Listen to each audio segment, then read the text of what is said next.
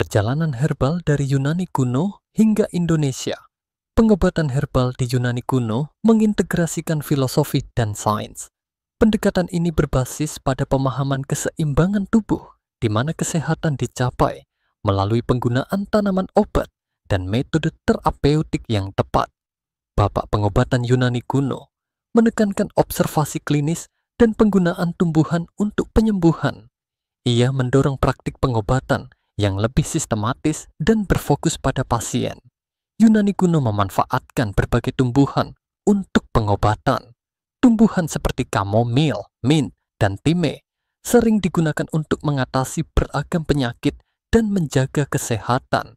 Warisan pengobatan herbal Yunani kuno tercermin dalam banyak teks klasik. Buku-buku seperti The Materia Medica, karya Dioscorides, menjadi rujukan penting dalam ilmu herbal hingga saat ini.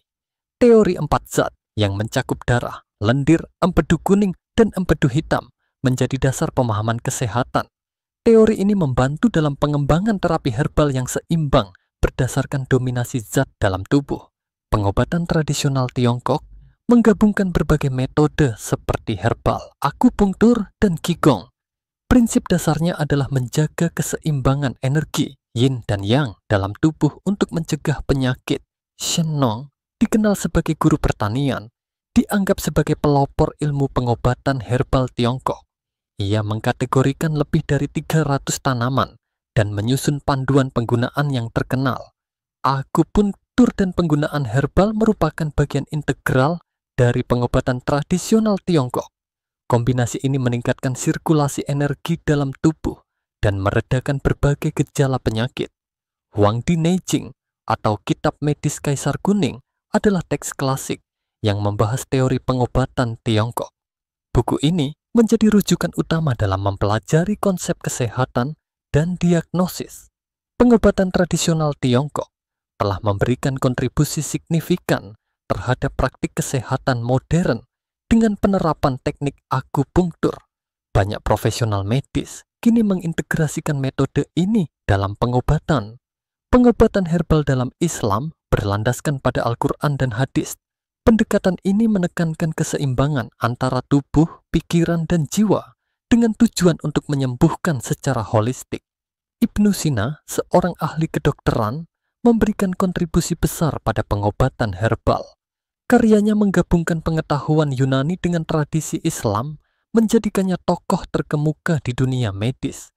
Al-Qanun fil Tibb adalah karya Master Ibnu Sina yang merangkum berbagai ilmu pengobatan. Buku ini dijadikan referensi selama berabad-abad dalam pendidikan medis di dunia Islam dan Eropa. Pemikiran medis Ibnu Sina memberi pengaruh besar pada dokter Eropa di abad pertengahan. Karya-karyanya diterjemahkan ke dalam bahasa Latin dan digunakan sebagai buku teks di universitas-universitas. Dalam pengobatan Islam, kesehatan fisik dan spiritual saling berkaitan. Praktik pengobatan mencakup aspek spiritual untuk mencapai kesejahteraan holistik. Pengobatan herbal lokal telah ada selama berabad-abad, menggunakan ramuan dan tumbuhan asli untuk menyembuhkan berbagai penyakit. Ini mencakup pengetahuan yang diwariskan secara turun-temurun dalam budaya dan praktik masyarakat. Indonesia memiliki banyak tokoh herbal seperti Rimpang dan Toinuku yang berperan dalam penyebaran ilmu herbal dan pengembangan ramuan tradisional. Mereka telah menginspirasi generasi baru dalam pengobatan herbal.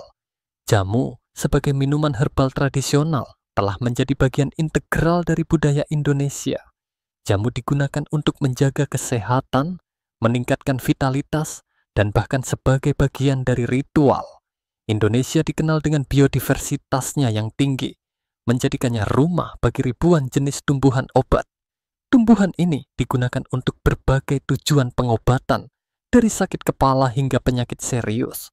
Herbal berperan penting dalam meningkatkan kesehatan masyarakat Indonesia, menawarkan alternatif yang terjangkau dan efektif untuk pengobatan. Penggunaan herbal juga mendukung gaya hidup sehat dan pencegahan penyakit. Masyarakat harus mulai memperhatikan potensi herbal sebagai bagian dari sistem kesehatan resmi. Integrasi herbal dalam pengobatan modern dapat memperkuat keberlanjutan kesehatan masyarakat di Indonesia.